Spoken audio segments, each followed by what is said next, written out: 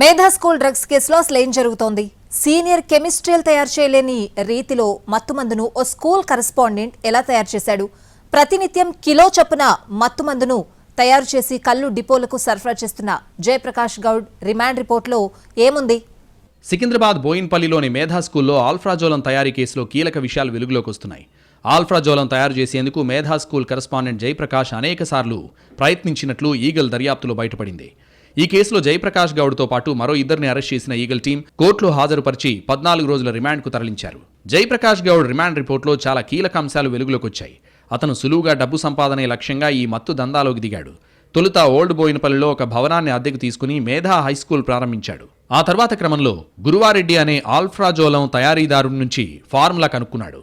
తన స్కూల్లోనే మత్తు పదార్థాలు తయారు చేస్తే ఎవరికీ తెలియకుండా ఉంటుందని మాస్టర్ ప్లాన్ వేశాడు. అంటే స్కూల్లో అయితే ఎవరికి అనుమానం రాదనేది జయప్రకాష్ గౌడ్ ప్లాన్. స్కూల్లో కెమిస్ట్రీ ల్యాబ్ ఉన్నట్టుగానే అంతా సెటప్ చేశాడు. ఎవరైనా అడిగితే సైన్స్ ల్యాబ్ అని చెప్పొచ్చు అనుకున్నాడు.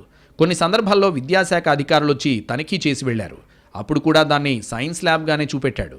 విద్యార్థుల ప్రయోగాల కోసం సైన్స్ ల్యాబ్ ఏర్పాటు చేశానని చెప్పి అందులో 6 రియాక్టర్లతో డ్రగ్ ఫ్యాక్టరీని ఏర్పాటు చేశాడు. ఇక అంతా అనుకున్నట్టుగా సెటప్ చేసిన తర్వాత జయప్రకాష్ గౌడ్ డ్రగ్స్ తయారీకి అవసరమైన కెమికల్స్, ఇతర పదార్థాలను రాత్రి సమయాల్లో తెచ్చేవాడు. ఉదయం పాఠశాల నడిచే సమయంలో ఆ 2 గదులకు తాళం వేసి ఉంచేవాడు.